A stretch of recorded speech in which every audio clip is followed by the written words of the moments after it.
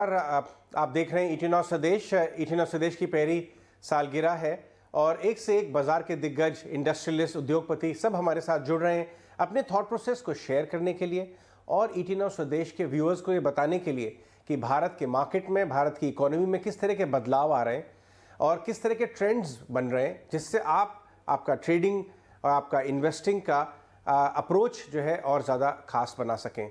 ऐसे ही एक खास मेहमान जो हमारे साथ आज जुड़ रहे हैं वो हैं लैंसडाउन के कैपिटल के founder and CEO Vikram Kotak.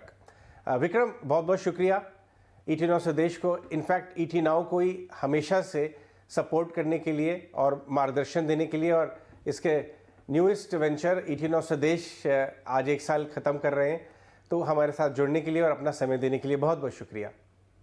Thank you Ajay. And सबसे पहले तो शुभकामनाएं आपकी पूरी टीम को, ईटीनॉ स्वदेश को और सारे प्रेक्षक गण को जो ये टीवी चैनल देख रहे हैं। और मेरा ये मानना है कि आपने बहुत ही अच्छा काम किया है पिछले 1 साल में ये चैनल को अलग अलग लेवल पे ले जाने पे, और पर्टिकुलर यूथ पे जो आपने काम किया है। I am really impressed with that, so congratulation and all the best.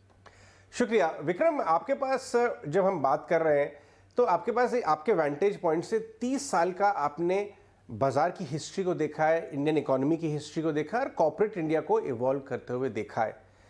अब जब आप अपनी फर्म चला रहे हैं, अपना फंड सेटअप कर रहे हैं, आप एक तरफ तो विदेशों में बड़े फंड से बातचीत करते हैं, दूसरी तरफ आपके पास ज़्यादा समय है, आप देश भर के छोटे शहरों में बिजनेसेस से बातचीत कर रहे हैं। आपको आज का भारत और जो मार्केट के प्रॉस्पेक्ट्स हैं अगले आने वाले कुछ साल में, वो कैसे नज़र आते हैं इस वेंटेज पॉइंट से, इस अनुभव के साथ? ना आज का भारत ही बहुत ही अलग ही सिचुएशन में। और जब आप देखो, जैसे मैं नॉर्मली बोलते रहता हूँ कि को काली शाम है, उसमें एक स्टार चमक रहा है, वो भारत है, ऐसा मुझे लग रहा है। और बहुत ही कम कंट्रियां हैं वर्ल्ड में राइट नाउ जो काफी सारे एडवांटेजेस के साथ बैठी हुई हैं। जैसे इंडिया का जो एडवांटेज है डेमोग्राफी से चालू करें, या हम चालू करें कि स्वदेश भारत, जैसे आपके नाम भी, आपका चैनल का नाम भी स्वदेश है, तो जैसे मोदी जी ने मेक इन इंडिया बनाया है, एक और बड़ा एडवांटेज पॉइंट है। तीसरा, गवर्नमेंट स्टेबल है, गवर्नमेंट ने काफी काम किया है उद्योग क्रांति के लिए और सारी चीजों के लिए। तो ये 3 4 5 जो फैक्टर हैं, जो, और इंडिया की बैलेंस शीट बहुत स्टेबल है और एंटरप्रेन्योरशिप माइंडसेट है। पांचवा, इंडिया के सेवर्स कभी इक्विटी में आते नहीं थे, वो भी सडनली 2 साल 3 साल से इक्विटी में काफी ज्यादा इन्वेस्ट करे। तो एक तरह से देखा जाए तो अपने नसीब के साथ अपना टाइमिंग देखे जाए, या जो सारी जो जो मिक्स होता है पूरा एक तेजी के लिए, लॉन्ग टर्म तेजी के लिए, वो सारे मिक्स एक तरह से इनकलकेट हो रहे हैं, जमा हो रहे हैं, और वो आपको मिक्स बना के एक अच्छा सा प्रोडक्ट तैयार करे। तो अगला 5 10 या मे बी 15 साल भी इंडिया के लिए बहुत अच्छा है। 6 से 7% जीडीपी ग्रोथ करना जो नेचुरल है इंडिया के लिए, in economy where the world is struggling to even forget about growth, they're struggling to even manage their electricity supply. So वो सिनेरियो में भारत एक क्लियरली एक अलग ही जगह पे है। और मुझे लगता है ये 15 20 साल बहुत ही इंटरेस्टिंग जाएंगे अपनी जनरेशन के लिए, जो अभी भी स्टॉक मार्केट में है, और जो नई जनरेशन आ रही है उनके लिए। बहुत बढ़िया बात आपने कही। हमारे जो व्यूअर्स में से जो नए इन्वेस्टर्स हैं, इनफैक्ट लास्ट 2-3 सालों में एक बहुत बड़ा तबका नए इन्वेस्टर्स का जुड़ा है बाज़ार से, उनके लिए आपने बहुत अच्छी बात की कि सारी दिशाएं और सारे एंगल्स और सारे नक्षत्र एक तरह से अलाइन हो रहे हैं भारत की ग्रोथ और हेंस स्टॉक मार्केट की ग्रोथ के लिए भी। इसमें मैं ये डालूंगा आपसे एक क्वेश्चन, ये पूछना चाहूँगा कि इसमें पोर्टफोलियो कंस्ट्रक्शन कैसे करना चाहिए। अगर आप कुछ शेयर कर सकें, अपना आपने पोर्टफोलियो किस तरह अलाइन किया हुआ है लिस्टेड साइज में, मैं स्टॉक्स की बात नहीं कर रहा, बट कुछ चुनिंदा बातों का ध्यान रखें। अगर हम 30 से 5 साल का पोर्टफोलियो खेलना चाहें तो पोर्टफोलियो कंस्ट्रक्शन किस डायरेक्शन में होना चाहिए? 3 या 4 बड़े जो लोकल थीम है अजय भाई, वो बहुत इंपॉर्टेंट है। जैसे आपको मैंने बताया कि फाइनेंशियलाइजेशन ऑफ सेविंग जो हो रहा है, जब सेविंग जो पूरी लाइफ हमने देखा कि 50% रियल एस्टेट में जाती थी, 17 18% बैंक एफडी में जाता था, 10 15% गोल्ड में जाता था, तो 70 80% जो था वो कहीं और जा रहा था। अभी धीरे धीरे करके इंक्रीमेंटली वो इक्विटी में आ रहा है। जो इक्विटी 2 3% था वो भी 5% पे आ गया है। मुझे तो ये 5% 10 15% बहुत जल्दी हो जाएगा, अगले 7 8 साल में ही हो जाना चाहिए। तो ये जो है सबसे बड़ा थीम, इक्विटी का आना मार्केट में, उसके अराउंड जो थीम है, जो सारे थीम है, फाइनेंशियल इंटरमीडिएशन जिसको बोलते हैं, जस्ट टू गिव एग्जांपल, आप बोल सकते हो ब्रोकर्स हैं, या एएमसी कंपनीज हैं, या एक्सचेंजेस हैं, या रेटिंग एजेंसीज हैं, या डिपॉजिटरीज हैं। ये सारे थीम जो है, ये मुझे लग रहा है एक बहुत बड़ा थीम इंडिया के लिए रहेगा। दूसरा जो बड़ा थीम है इन द वर्ल्ड, जो अभी जो वर्ल्ड डीग्लोबलाइज हो रहा है या डीकपल हो रहा है दुनिया में, और हर कंट्री चाहती है कि हमारा खुद का मैन्युफैक्चरिंग बेस हो, अच्छा बेस हो। और भारत ने तो शायद ये 2015-16 में क्लियर कर लिया था कि हमको ज्यादा इंपोर्ट डिपेंडेंट नहीं रहना है और हमको मेक इन इंडिया या लोकलाइजेशन की पॉलिसी अचीव करनी है। और उसके अराउंड मुझे लगता है काफी काम हुआ है और बहुत सारा काम होना भी बाकी है। आप अगर सिंपल एग्जांपल देखते हो, इलेक्ट्रॉनिक साइड पे हमने काफी रिवॉल्यूशनलाइज कर दिया है। मोबाइल फोन देखिए आप, करीबन इंक्रीमेंटली 50-60% फोन इंडिया में बन रहे हैं। तो एक एक एरिया में बहुत अच्छी क्रांति आई है। केमिकल में आपने देखा हुआ है। तो जो भी लोकलाइजेशन थीम है, जो लोकल इंडिया पे फोकस कर रहा है, क्योंकि हमको कंजम्पशन की चिंता तो है ही नहीं। 130-35 करोड़ लोग अगर इंडिया में हैं, 18% की दुनिया, 18% का जो ग्लोबल पॉपुलेशन इंडिया में रहता है, तो कंजम्पशन की चिंता हमको है नहीं, हमको मैन्युफैक्चरिंग की चिंता है कि ऐसा नहीं हो जाए कि हमको चिप की शॉर्टेज लग जाए, हमको कोई केमिकल इंटरमीडिएट की शॉर्टेज लग जाए। तो ये जो पूरा पीएलआई या मैन्युफैक्चरिंग ऑफ इंडिया और लोकलाइजेशन हो रहा है, ये बहुत ही बड़ा थीम है।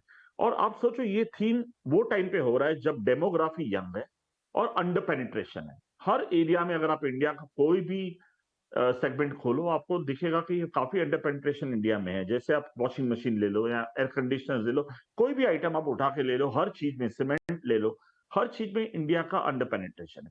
Under penetration, young population and government policy, अगर आप इसको मर्ज करो तीनों को, ये एक बहुत ही सुहाना टाइम रहेगा मैन्युफैक्चरिंग और कैपिटल गुड साइकिल के लिए। ये मेरा दूसरा बड़ा सेक्टर है। तीसरा, इंडिया अल्टीमेटली क्रेडिट ग्रोथ आने ही वाला है और क्रेडिट पेनिट्रेशन ज्यादा बढ़ने ही वाला है। तो हमारा ये मानना है कि फिनटेक कंपनियां अच्छा कर रही हैं, बट जो बड़ी प्राइवेट बैंक हैं, जिनका मसल पावर है, जिनका रिस्क मैनेजमेंट है, जिनको कासा इजीली मिलता है, जिनको समझता है और जो इजीली ट्रांसमिट कर सकते हैं, वो एक बड़ा थीम रहेगा। कंज्यूमर ड्यूरेबल्स भी एक बहुत बड़ा थीम है। Anything to do with the consumption in India, any opportunity, I think that will all play out. So ये चार बड़े थीम है। इसके अलावा मैं मानता हूँ आईटी भी, भले आईटी अभी थोड़ा सा रफ पैच से गुजरा है, but IT digitization, offshoring, cloud opportunity, ये बहुत बड़ी अपॉर्चुनिटी इंडिया के लिए और दुनिया के लिए। और ये अपॉर्चुनिटी शायद ये और प्ले आउट होगी यहाँ से, बिकॉज अगर दुनिया को कॉस्ट सेव करनी है तो ऑफशोरिंग तो करना ही पड़ेगा। तो ये मोटा मोटी ये समझिए कि आप चार थीम मुझे लग रहे हैं कि इंडिया के लिए बहुत ही अच्छे हैं, जो ग्लोबल अगले 10-15 साल में चल सकते हैं। और डोमेस्टिक साइड पे ज्यादा फोकस करना चाहिए, ऐसा मेरा मानना है। जी विक्रम, हाल ही में मैं बहुत सारे नए बिजनेसेस से मिला, बिजनेसमैन से मिला जो 1.5-2 साल से नहीं मिल पा रहे थे हम लोग। मैं बहुत सारे शहरों में ट्रैवल कर रहा था और फाउंडर्स और बिजनेसेस से मिल रहा था। एक सेंस ये आ रहा था कि जो ऑन ग्राउंड बिजनेसेस हैं, कारोबारी लोग हैं, वो तो बहुत तेज़ी में कैपेसिटी यूटिलाइजेशन बढ़ रहे हैं, कैपेक्स की बात कर रहे हैं और डिमांड काफ़ी आगे बढ़ी हुई है और इंक्वायरीज़ हैं। लेकिन बाज़ार के लोगों से जब बात करें, बहुत फंड मैनेजर्स, स्ट्रेटेजिस्ट, एफआईआईज, वो बहुत ज़्यादा कॉशियस नज़र आए और वो मंदी में थे और फाउंडर्स और बिजनेसेस वाले तेज़ी में थे। तो ऑन ग्राउंड आप भी बहुत सारे बिजनेसेस से बात करते हैं, एक इन्वेस्टर किस तरह से बैलेंस बनाए दोनों तरफ, कि बाजार में बहुत मंदी की बात हो रही है बट ऑन ग्राउंड चीज़ें मजबूत नजर आ रही हैं, त्योहारी डिमांड अच्छी है, इसके बीच में कैसे एक बैलेंस बनाए एक इन्वेस्टर? ये बहुत ही अच्छा क्वेश्चन है अजय आपका, और ये क्वेश्चन सभी के माइंड में, आपके माइंड में, मेरे माइंड में, और हर हर फंड मैनेजर या हर इंडस्ट्रियलिस्ट के माइंड में है कि अगला 6 महीना कैसे जाएगा, अगले 3 साल कैसे, अगले 10 साल कैसे जाएंगे। तो दुनिया क्या है अजय, आज इन्फ्लेशन की चपट में गिरा हुआ है, स्लोडाउन की चपट में गिरा हुआ है। और ये स्लोडाउन ऐसा आ रहा है कि एक साइड हमको स्लोडाउन लग रहा है और एक साइड फूड प्राइसेस या वेज प्राइसेस ऊपर जा रहे हैं। तो ये एक पर्टिकुलर ट्रिविया है। प्लस आप देखो तो करेंसी वॉर चालू है, जियोपॉलिटिकल रिस्क दुनिया में लगा हुआ है। तो एक क्वेश्चन सीधा यही आता है मेरे माइंड में कि ये सबके बीच में एक दिन मार्केट आप देखो, कल 200-250 पॉइंट निफ्टी नीचे था, 350 पॉइंट ऊपर है, तो दुनिया ऊपर जाती है। तो एक शॉर्ट टर्म में ये है कि शॉर्ट टर्म में हम अपने आप को बहुत ज्यादा डीकपल नहीं करते। तो शॉर्ट टर्म जो माइंडसेट है, वेदर फंड मैनेजर्स का या ट्रेडर्स का, वो सही है एक तरह से, क्योंकि शॉर्ट टर्म में हमको बहुत कॉशियस रहना पड़ेगा और हमको ये जो रफ वेदर है इसको पास करना पड़ेगा। अब इसको कैसे पास कर सकते हैं, तो हर बड़ा फॉल आता है तो लॉन्ग टर्म इन्वेस्टर उसमें जाके खरीदारी कर सकता है। गवर्नमेंट अपनी नीतियां मैनेज करती है, आरबीआई अपनी पॉलिसीज मैनेज करता है। आज जैसे मैंने 2 दिन पहले पढ़ा कि शायद Modi ji also is looking to review whole economic cycle growth and he want to meet lot of other people in the so I think ये जो एरिया है प्रोएक्टिवनेस, ये हमको कंटिन्यू करनी पड़ेगी। शॉर्ट टर्म तो डिफिकल्ट है, नोबडी कैन प्रेडिक्ट, बिकॉज बहुत मुश्किल है प्रेडिक्ट करना इन अ साइकिल वेयर किसी कंट्री के पास इलेक्ट्रिसिटी नहीं है, कोई कंट्री लाइफ टाइम लो डाउन लो की करेंसी पे जा रहा है, किसी का 12% इन्फ्लेशन है। इस माहौल में बहुत पैसा, या दुनिया की सबसे बड़ी ग्लोबल वेल्थ बैंक की तकलीफ में आ गई है। तो ये माहौल में ये तो एजिलिटी तो रखनी पड़ेगी और ये शॉर्ट टर्म अनकंफर्टनेस भी रहने वाली है। तो मेरा ये मानना है अगला 4-5 महीना काफ़ी वोलेटाइल रहेगा, शायद आपको मार्केट नीचे भी मिलेगा और भी नीचे मिलेगा और आपको अच्छे चांस मिलेगा। तो ये एक्चुअली अपने लिए अच्छा था टाइम। तो कई सारी इंपॉर्टेंट बातें उन्होंने कही कि उन्होंने ये भी कहा कि आपको शायद मार्केट यहाँ नीचे भी मिलेगा, यानी अच्छे स्टॉक्स को, आपको क्वालिटी स्टॉक्स को आपने डिप्स पे बाय भी करना है।